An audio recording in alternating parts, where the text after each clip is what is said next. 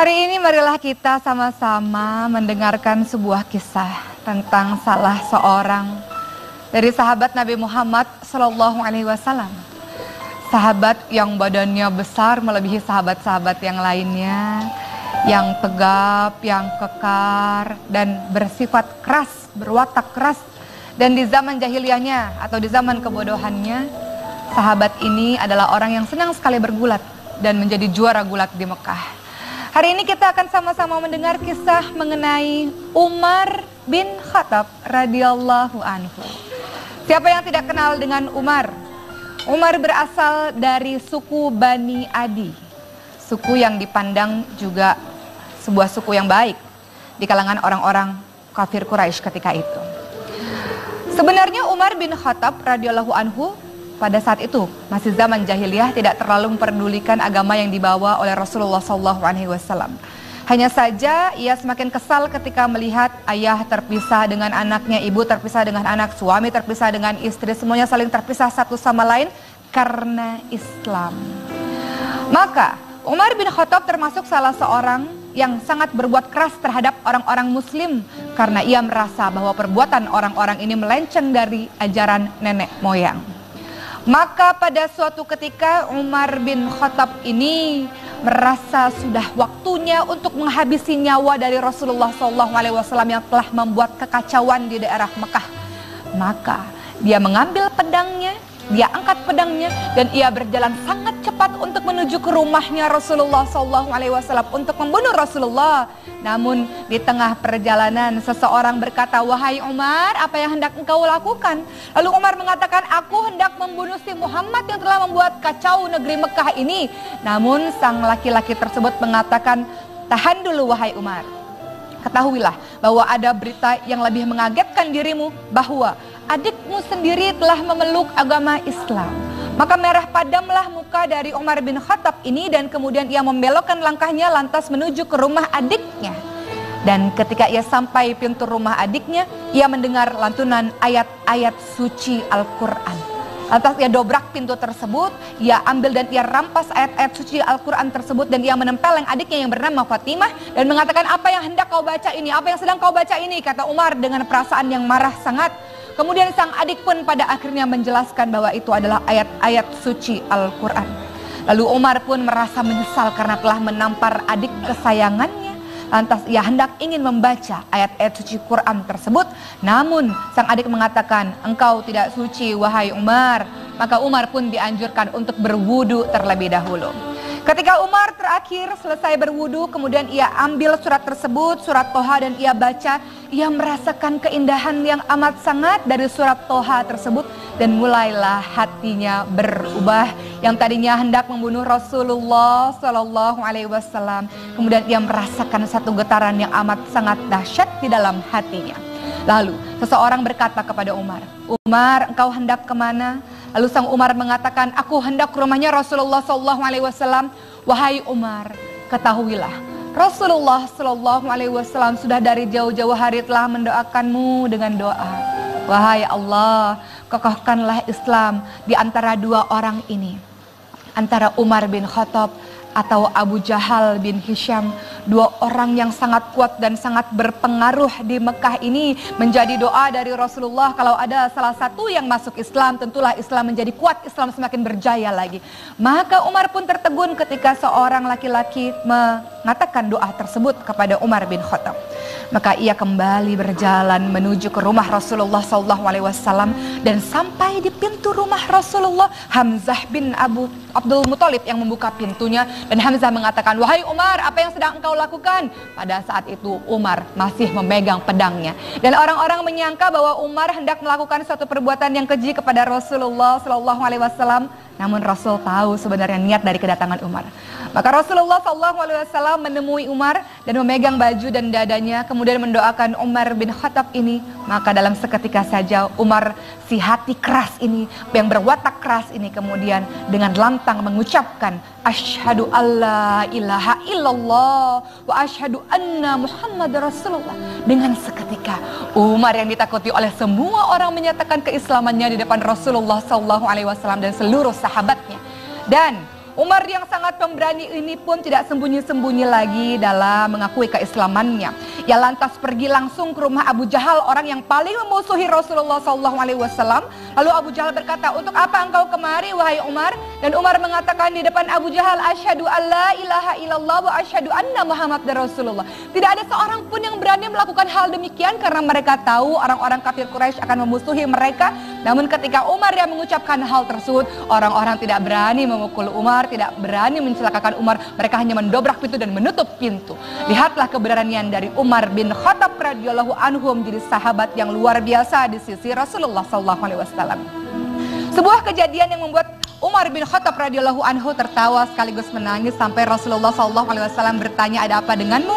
Maka Umar bin Khattab berkata, aku menangis karena aku teringat di masa jahiliyahku aku membunuh anakku yang masih hidup, perempuan dikubur hidup-hidup, dan aku tertawa karena pada satu ketika aku membuat Tuhan-Tuhanku dari gandum dan aku kelaparan lalu aku makan Tuhanku sendiri. Umar bin Khattab menjadi sahabat kebanggaan Islam di Khalifah Umar bin Khattab. Apa yang terjadi? Islam semakin jaya, Islam semakin luas, Islam semakin berkembang. Umar bin Khattab Amirul Mukminin yang terkenal sebagai Al-Faruq, pembeda antara yang hak dan yang batil, membawa Islam di jalan kejayaan. Lihat, dari kisah ini kita belajar bahwa jangan sekali-kali meremehkan akan doa-doa. Orang yang dianggap oleh orang lain mungkin masa lalunya sangat jahiliyah, masa lalunya sangat buruk, berkat doa yang dipanjatkan kepada Allah Subhanahu wa taala. Bukannya tidak mungkin orang yang buruk masa lalunya berhijrah di jalan Allah menjadi orang yang paling hebat dan menjadi kebanggaan dari Rasulullah SAW. Mudah-mudahan kita senantiasa mengangkat tangan kita untuk senantiasa berdoa kepada Allah Sang Maha mengabulkan doa. Insya Allah menjadi pembelajaran untuk kita semua.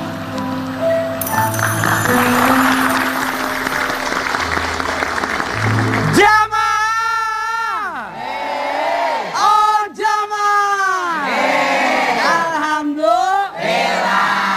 Pak Ustadz, sebelum kita masuk ke tema kita hari ini, tunggu dulu. Hari ini adalah hari ke-24 Pak Ustadz. Biasa Pak Ustadz. Tadi kan luar biasa kisahnya. Saya suka sekali. Saya juga suka Jadi Pak hidayah Ustadz. itu bisa datang kapan saja. Betul. Dan kepada siapapun. Betul.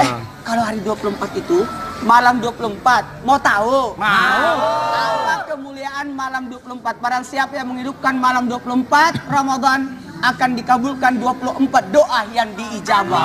Amin. Oh, banyak juga berarti ya 24 doa yang diijabah. Jadi jangan pernah berhenti untuk berdoa. Jangan pernah malas untuk berdoa. Betul. Apalagi doa itu adalah merupakan senjata kita. Senjatanya umat muslim. Iya, doa silahul mukminin, doa itu senjatanya orang mukmin, dan doa itu kata Allah, berdoalah dan aku akan ijabah doamu. Jadi pokoknya malam ini berdoa terus nih ya. Berdoa. Nah, yang buat yang di rumah bikin list dari sekarang nih sambil dengerin sambil bikin list 1 sampai 24 apa aja mau diminta. Dan doa, doa itu harus detail, jangan doa itu sesuatu yang gamblang. Jadi kalau misalnya mau minta surga jangan tanggung-tanggung, minta surga terbaik, surga Firdaus. Langsung minta, ya Allah masukkan aku di surga Firdaus.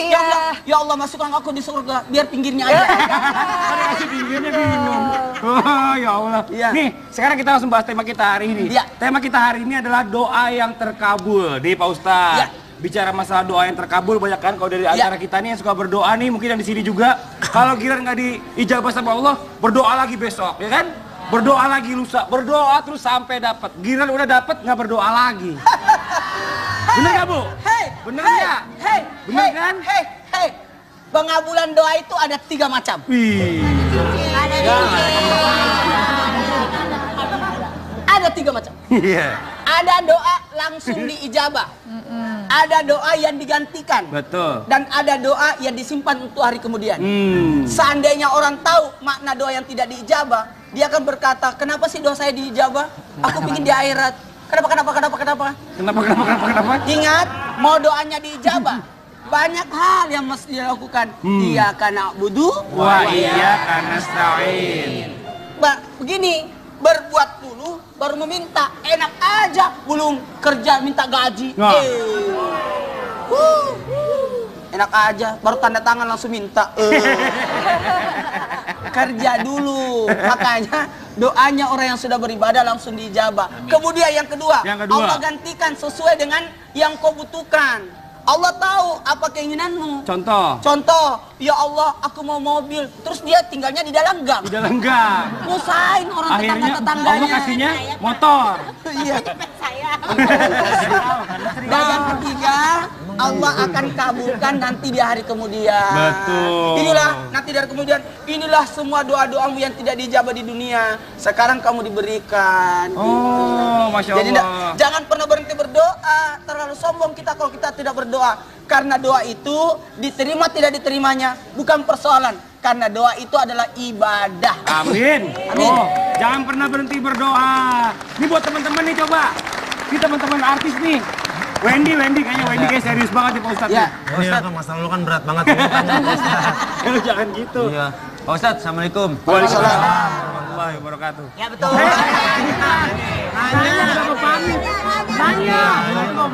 Nanya Pak, bukan pamit. Iya, iya. Pak Ustadz, saya mau tanya. Ya. Boleh nanya gak? Boleh. Ya udah. Ya, nanya apa? Nanyanya apaan? Pertanyaannya apa? Pertanyaannya. Tadi ngomong Pak Ustadz boleh nanya gak? Boleh. Boleh. Saya boleh nanya gak? Boleh. Ya udah. Ya pertanyaannya. Kita ngomongin masalah doa yang terkabul dan tidak terkabul. Iya. Kenapa doa kita sampai Seperti kita. Pak Ustadz, doain biar bersinnya sembuh. Pak Ustadz. Udah, bersin itu Allah Nabi menyukai orang bersin. Tuh. Nah, lu. Tapi Nabi tidak menyukai orang menguap. Kebayang nggak kalau dia menguap? ya habis dong. Kalau orang nguap gimana habis dong jadi Enggak, kalau doa yang tidak terkabul itu seperti apa Pak Ustadz? Oh, iya. Saya takutnya ntar saya doa malah salah gitu. Oh, ciri-cirinya Pak Ustadz. Doa yang tidak dikabulkan adalah doa yang memohon doa yang maksiat. Oh. Ya Allah, jatuhkan dia. Doa-doa yang maaf melampaui batas. Jangan pernah berdoa yang melampaui batas, apalagi doa yang mengancam. Ya Allah, kalau kau tidak kabulkan, saya tidak mau salat. Sinyorita, jangan ketawa-ketawa kamu. Bercermin, coba lihat. Yang Bagus baru- sekali. yang barusan Pertanyaan, si Upin lagi jangan doa ya? sampai seorang orang tua melaknat anak. Kukutuk kamu jadi batu. Oh. Kenapa bukan sekalian donat? Masih ada fungsinya. Belum bisa dijawab. Jadi gini, jamaah. Yeay. Cara-cara berdoa. Jika engkau ingin meminta, mintalah kepada Tuhan Allah. Janganlah minta kepada selainnya, karena itu namanya syirik. Cara online. Mau minta rezeki berberkah, ilmu yang banyak serta badan sehat, panjang umur dan masuk surga. Marilah kita berdoa.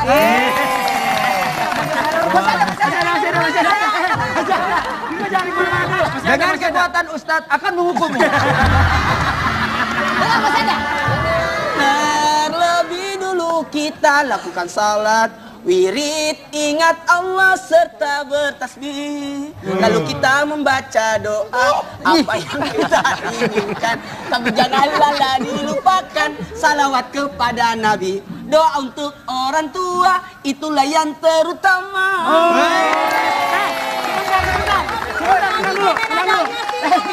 Itu dia lagi ngomongin. Kata-katanya sih bagus. Pemusiknya bingung. Mau main dari mana nih? Satu, dua, tiga. Jika engkau ingin. Udah Pak Ustadz, udah. Udah, jangan bantu Kok jadi Pak. dangdut lagunya? Tolong musik, jangan ganggu Pak Ustadz. Membantu mempermalukan dirinya sendiri. Ustaz Oki mungkin mau nambahkan ya, silakan. Iya, kita harus mengetahui juga apa penyebab-penyebab doa-doa yang tidak dikabulkan oleh Allah Subhanahu wa taala. Jadi ada di zamannya Rasul seorang pemuda yang lusuh, badannya dekil gitu ya, kemudian senantiasa berdoa, "Kenapa Allah tidak kunjung mengabulkan doaku?" Maka dikatakan, "Bagaimana mungkin Allah bisa mengabulkan doamu sementara di badanmu ada barang-barang yang haram, ada makanan-makanan yang haram." Jadi hati-hati untuk orang-orang, para ayah yang bekerja di luar mencari hartanya dengan harta yang haram, kemudian dikasih ke anak, ke istrinya. Kalau misalnya doanya tidak terkabulkan, salah satunya adalah karena barang haram itu masuk ke dalam tubuhmu. Yang kedua, karena kita berdoa terlalu tergesa-gesa. Apa ciri-ciri orang yang berdoanya tergesa-gesa? Ya Allah, aku berdoa tapi engkau tidak kabulkan. Tuh. itu ciri orang yang berdoanya tergesa-gesa. Harusnya ia senantiasa berhusnuzon kepada Allah, berprasangka baik pada Allah, bahwa Allah Maha mengabulkan semua doa. Apalagi di sepertiga malam nih sekarang nih. Betul. Sepertiga malam terakhir ini Allah turun ke langit dunia, apalagi bulan Ramadan 10 malam terakhir. Allah katakan, siapa yang meminta kepadaku, aku akan memberinya. Siapa yang memohon ampun kepadaku, aku akan mengampuninya. Siapa yang berdoa, aku akan kabulkan, kata Allah. Amin. Gitu, Masya Aku ingat, Allah. aku Apa, ingat Pak Ustadz? ada cerita waktu saya di pesantren. Apa ceritanya? Ada orang tidak punya hidung. Hah? Dia minta doa. Oh gitu. Waktu Lailatul Qadar, ya Allah, dia karena saking histerisnya, ya Allah, berikanlah aku banyak hidung, banyak hidung. Itu benar apa enggak? Dulu, dengerin dulu. Oh, dengerin dulu. Setelah banyak hidungnya, ya Allah, kenapa banyak sekali? Hilangkan semua, hilang semua. Balik lagi dong. Jadi gini, berdoalah, jangan terlalu tergesa-gesa, Ya. jangan memaksa. Kalau berdoa itu harus tenang. Kalau perlu ada wirid-wirid dulu, Betul. zikir-zikir dulu, supaya apa? Konsentrasinya bagus. Karena berdoa itu harus ada 3 posisi. Mau Betul. tahu? Mau. Yakni waktu berdoa, waktu berdoa, Waktu berdoa, tempat yang berdoa, tempat dalam berdoa. keadaan berdoa. Karena waktu yang berdoa sepertiga malam, apalagi setiap malam-malam Ramadan. Betul. Tempat-tempat yang dijabah, yakni tempat kayak di Masjidil Haram. Masjidil Haram. Di situ banyak tempat-tempat dikabulkan doa. Karena situ sinyalnya lebih bagus. Oh, sinyalnya lebih bagus. Iya. Iya, benar juga, benar. Makanya, Mat, sinyalnya bagus di situ. ya, Dagang voucher di situ. tidak, karena lebih dekat. Lebih Kemudian dekat. ketiga, keadaan dalam berdoa. Ingat, doa orang tua jangan disepelekan. Ada 3 doa yang tidak tertolak. Doanya orang tua terhadap anaknya atau sebaliknya doa anak terhadap orang tuanya. Yang kedua adalah doanya orang musafir, dan yang ketiga adalah doanya orang yang teraniaya. Makanya hati-hati kalau ketika ada orang berdoa, orang-orang yang dianiaya itu karena dikabulkan semua doa-doanya. Sebentar. Dan satu lagi, ini Saya ngiri sangat keserimpet penting. ngomongnya. Udah. Ini sangat penting untuk para wanita-wanita Ya. yang sedang haid atau sedang Halangan. Kan biasanya bingung ibadahnya mau kayak gimana nih, Betul. tidak bisa melakukan sepertiga malam terakhir. Mungkin tidak bisa sholat, iya, tapi sepertiga malam terakhir bangun, silakan berwudu, silakan ambil sejadahnya, berdoa dan berzikir Iya. saja, tidak apa-apa. Iya. Makanya wanita halangan itu boleh lebaran. Sabar, Pak Ustadz. Mau tahu? Kasihan depan Pak Ustadz. Boleh lebaran bagi yang wanita halangan, lebarannya di lapangan. Ya. Iya, kan luar biasa kan. Alhamdulillah kalau kita lebaran kan Betul. bagikan kembali kepada fitrah. Aduh. Apalagi kan kalau salat Id, berapa rakaat salat Id? 2. Rakaat pertamanya berapa? 7 takbir. 7. 7 Rakaat takbir. kedua berapa? 5. Kenapa 7? Karena 7 dosa yang diampuni. 1, 2, 3, 4, 5, 6, 7. 1, 2, 3. 1, 2, 3, 4, 5, 6, 7. Dan 5 takbir rakaat kedua kan? Yang kedua. Di mana itu? Penghapusan dosa 5 dari bawah. Yang mana itu? 1. 2, 3, 4, 5. Nih, buat pemirsa di rumah, nanti boleh telepon ke sini karena masih ada rezeki banyak banget nih. Buat Banyak pemirsa ya? di rumah, telepon aja ke 791877700 untuk di Jabodetabek. Untuk di luar Jabodetabek di 02179187711. Saran buat teman-teman di depan sini ya, Pak Ustadz nih, masalahnya kalau ngomong suka hujan, nanti bawa payung, ya, oke? Yang di rumah jangan kemana-mana, kita akan segera kembali lagi tetap di Sahur Itu Indah.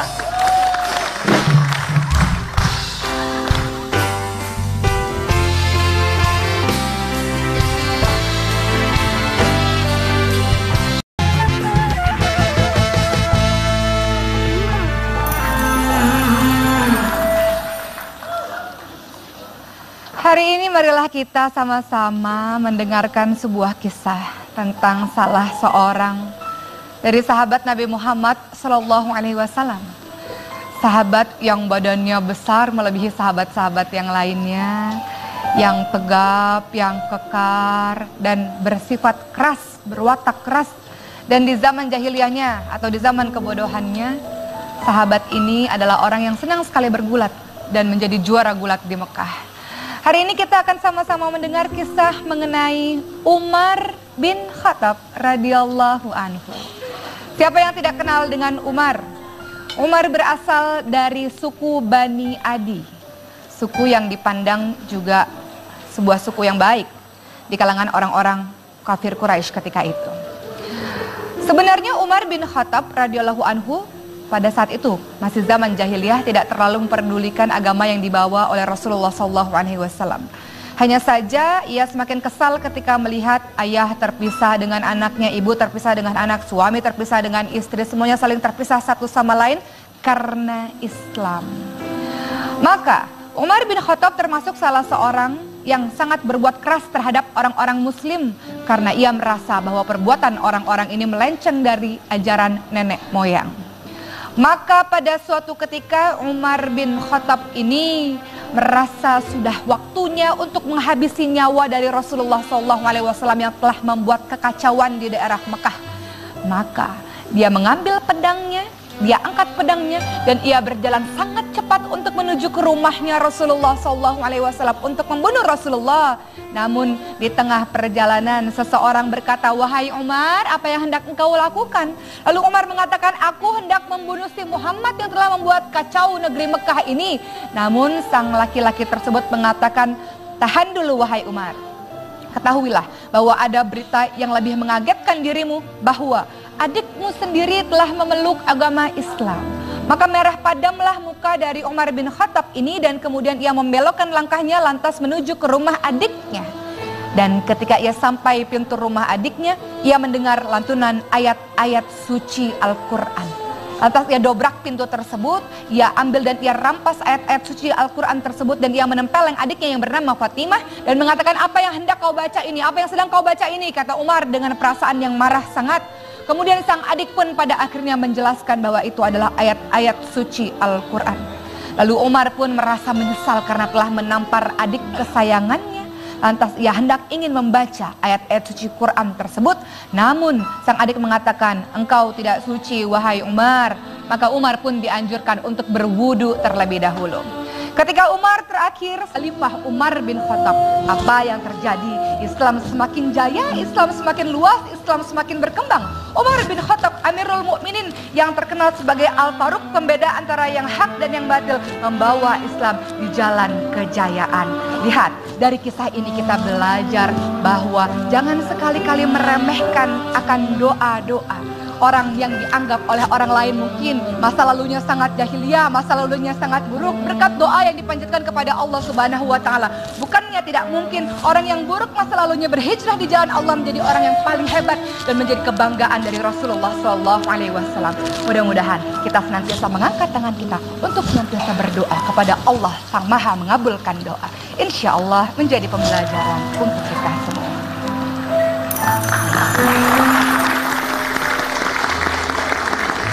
Jamaah! Oh jamaah! Alhamdulillah.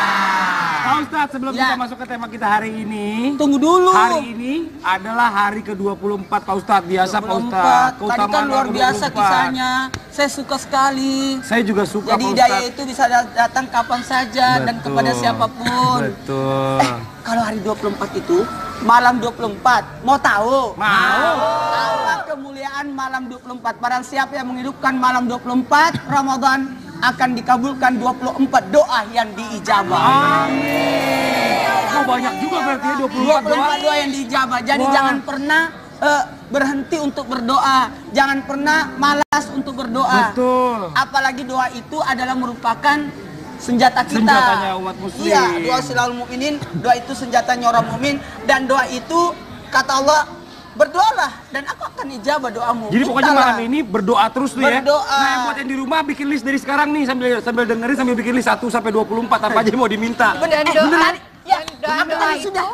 doa itu harus detail. Jangan doa itu sesuatu yang gamblang. Jadi kalau terlalu misalnya umum. mau minta surga, jangan tanggung-tanggung. Minta surga surga terbaik. Firdaus. Surga Firdaus. Langsung minta, ya Allah masukkan aku di surga Firdaus. Iya. Ya Allah masukkan aku di surga, biar pinggirnya aja. Karena masih pinggirnya bingung. Oh ya Allah. Iya. Nih, sekarang kita langsung bahas tema kita hari ini. Iya. Tema kita hari ini adalah doa yang terkabul. Nih Pak Ustadz. Iya. Bicara masalah doa yang terkabul banyak kan kalau dari antara kita nih yang suka berdoa nih mungkin yang di sini juga. Kalau kira nggak diijabah sama Allah, berdoa lagi besok, ya kan? Berdoa lagi lusa, berdoa terus sampai dapat. Giliran udah dapat nggak berdoa lagi. Bener nggak Bu? Hei, Bener hei, nggak? hei, Bener hei, kan? Hei, hei. Pengabulan doa itu ada 3 macam. Wih. Ada 3 macam. Iya. Ada doa langsung diijabah. Ada doa yang digantikan. Betul. Dan ada doa yang disimpan untuk hari kemudian. Seandainya orang tahu makna doa yang tidak diijabah, dia akan berkata, kenapa sih doa saya diijabah? Selesai berwudu, kemudian ia ambil surat tersebut, surat Toha, dan ia baca. Ia merasakan keindahan yang amat sangat dari surat Toha tersebut, dan mulailah hatinya berubah. Yang tadinya hendak membunuh Rasulullah Shallallahu Alaihi Wasallam, kemudian ia merasakan satu getaran yang amat sangat dahsyat di dalam hatinya. Lalu seseorang berkata kepada Umar, Umar, engkau hendak kemana? Lalu sang Umar mengatakan, aku hendak ke rumahnya Rasulullah Shallallahu Alaihi Wasallam. Wahai Umar, ketahuilah, Rasulullah Shallallahu Alaihi Wasallam sudah dari jauh-jauh hari telah mendoakanmu dengan doa. Wahai Allah, kokohkanlah Islam di antara dua orang ini, antara Umar bin Khattab atau Abu Jahal bin Hisham. Dua orang yang sangat kuat dan sangat berpengaruh di Mekah ini. Menjadi doa dari Rasulullah, kalau ada salah satu yang masuk Islam, tentulah Islam menjadi kuat, Islam semakin berjaya lagi. Maka Umar pun tertegun ketika seorang laki-laki mengatakan doa tersebut kepada Umar bin Khattab. Maka ia kembali berjalan menuju ke rumah Rasulullah SAW, dan sampai di pintu rumah Rasulullah, Hamzah bin Abdul Muthalib yang membuka pintunya, dan Hamzah mengatakan, wahai Umar, apa yang sedang engkau lakukan? Pada saat itu Umar masih memegang pedangnya, dan orang-orang menyangka bahwa Umar hendak melakukan suatu perbuatan yang keji kepada Rasulullah SAW. Namun Rasul tahu sebenarnya niat dari kedatangan Umar. Maka Rasulullah SAW menemui Umar dan memegang baju dan dadanya, kemudian mendoakan Umar bin Khattab ini. Maka dalam seketika saja Umar, si hati keras ini, yang berwatak keras ini, kemudian dengan lantang mengucapkan, Asyhadu alla ilaha illallah wa asyhadu anna Muhammad Rasulullah. Dengan seketika Umar yang ditakuti oleh semua orang menyatakan keislamannya di depan Rasulullah SAW dan seluruh sahabatnya. Dan Umar yang sangat pemberani ini pun tidak sembunyi-sembunyi lagi dalam mengakui keislamannya. Ia lantas pergi langsung ke rumah Abu Jahal, orang yang paling memusuhi Rasulullah SAW. Lalu Abu Jahal berkata, untuk apa engkau kemari wahai Umar? Dan Umar mengatakan di depan Abu Jahal, Asyhadu alla ilaha illallah wa asyhadu anna Muhammad Rasulullah. Tidak ada seorang pun yang berani melakukan hal demikian, karena mereka tahu orang-orang kafir Quraisy akan memusuhi mereka. Namun ketika Umar yang mengucapkan hal tersebut, orang-orang tidak berani memukul Umar, tidak berani mencelakakan Umar. Mereka hanya mendobrak pintu dan menutup pintu. Lihatlah keberanian dari Umar bin Khattab radhiyallahu anhu menjadi sahabat yang luar biasa di sisi Rasulullah SAW. Sebuah kejadian yang membuat Umar bin Khattab radhiyallahu anhu tertawa sekaligus menangis sampai Rasulullah SAW bertanya, ada apa denganmu? Maka Umar bin Khattab berkata, aku menangis karena aku teringat di masa jahiliyahku aku membunuh anakku yang masih hidup, perempuan dikubur hidup-hidup, dan aku tertawa karena pada satu ketika aku membuat Tuhan-Tuhanku dari gandum dan aku kelaparan lalu aku makan Tuhanku sendiri. Umar bin Khattab menjadi sahabat kebanggaan Islam di hati. Jadi gini, jamaah, cara-cara berdoa. Jika engkau ingin meminta, mintalah kepada Tuhan Allah. Janganlah minta kepada selainnya, karena itu namanya syirik.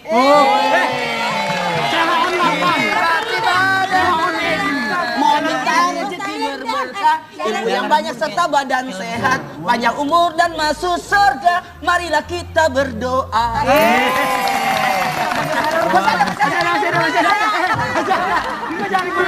Dengan kekuatan Ustadz akan menghukummu. Terlebih dulu kita lakukan salat, wirid, ingat Allah serta bertasbih. Lalu kita membaca doa apa yang kita inginkan, tapi janganlah dilupakan salawat kepada Nabi. Doa untuk orang tua itulah yang terutama.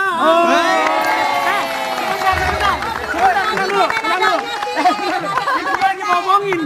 Kata-katanya sih bagus. Pemusiknya bingung. Mau main dari mana nih? 1, 2, 3. Jika engkau ingin. Udah Pak Ustadz, udah. Udah, jangan bantu Kok jadi dangdut lagunya? Tolong musik, jangan ganggu Pak Ustadz. Membantu mempermalukan dirinya sendiri. Ustaz Oki mungkin mau menambahkan ya, silakan. Iya, kita harus mengetahui juga apa penyebab-penyebab doa-doa yang tidak dikabulkan oleh Allah Subhanahu wa taala. Jadi ada di zamannya Rasul seorang pemuda yang lusuh, badannya dekil gitu ya, kemudian senantiasa berdoa, kenapa Allah tidak kunjung mengabulkan doaku? Maka dikatakan bagaimana mungkin Allah bisa mengabulkan doamu sementara di badanmu ada barang-barang yang haram, ada makanan-makanan yang haram. Jadi hati-hati untuk orang-orang, para ayah yang bekerja di luar mencari hartanya dengan harta yang haram, kemudian dikasih ke anak, ke istrinya. Kalau misalnya doanya tidak terkabulkan, salah satunya adalah karena barang haram itu masuk ke dalam tubuhmu. Yang kedua, karena kita berdoa terlalu tergesa-gesa. Apa ciri-ciri orang yang berdoanya tergesa-gesa? Ya Allah, aku berdoa tapi engkau tidak kabulkan. Tuh. Itu ciri orang yang berdoanya tergesa-gesa.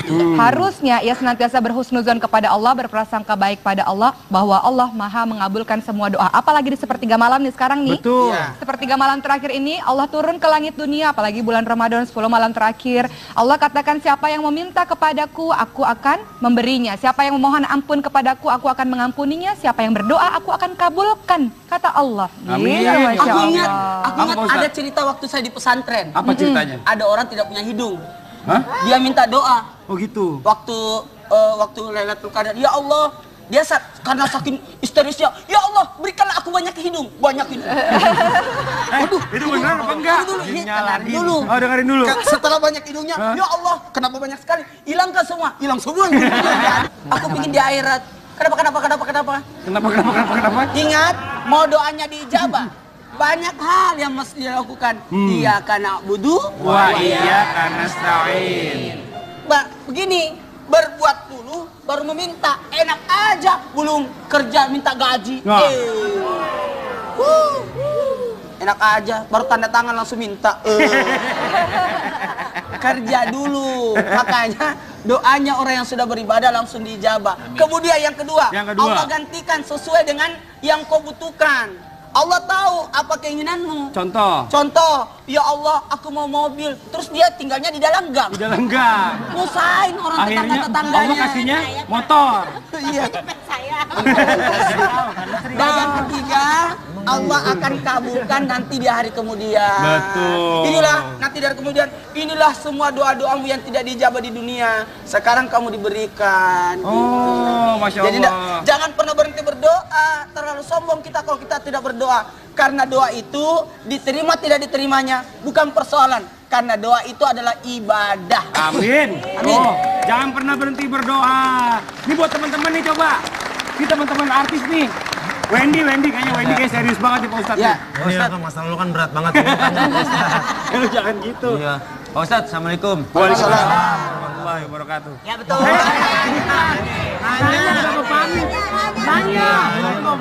Nanya Pak, bukan pamit. Iya. Pak Ustadz, saya mau tanya. Ya. Boleh nanya gak? Boleh. Ya udah. Ya, nanya apa? Nanyanya apaan? Pertanyaannya apa? Pertanyaan tadi ngomong, Pak Ustadz boleh nanya gak? Boleh. Boleh. Saya boleh nanya gak? Boleh. Ya udah. Ya, pertanyaannya apa? Kita ngomongin masalah doa yang terkabul dan tidak terkabul. Iya. Kenapa doa kita sampai Seperti kita. Pak Ustadz, doain biar bersinnya sembuh. Pak Ustadz. Udah, bersin itu Allah Nabi menyukai orang bersin. Tuh. Nah, lu. Tapi Nabi tidak menyukai orang menguap. Kebayang nggak kalau dia menguap? ya habis dong. Kalau orang nguap gimana habis dong jadi Enggak, kalau doa yang tidak terkabul itu seperti apa Pak Ustadz? Oh, iya. Saya takutnya ntar saya doa malah salah gitu. Oh, ciri-cirinya Pak Ustadz. Doa yang tidak dikabulkan adalah doa yang memohon doa yang maksiat. Oh. Ya Allah, jatuhkan dia. Doa-doa yang melampaui batas. Jangan pernah berdoa yang melampaui batas, apalagi doa yang mengancam. Ya Allah, kalau kau tidak kabulkan, saya tidak mau salat. Sinyorita, jangan ketawa-ketawa kamu. Bercermin, coba lihat. Yang Bagus baru- sekali. yang barusan Pertanyaan, si Upin lagi jangan doa ya? sampai seorang orang tua melaknat anak. Kukutuk kamu jadi batu. Oh. Kenapa bukan sekalian donat? Masih ada fungsinya. Belum selesai dijawab. Lagi di ini, lagi di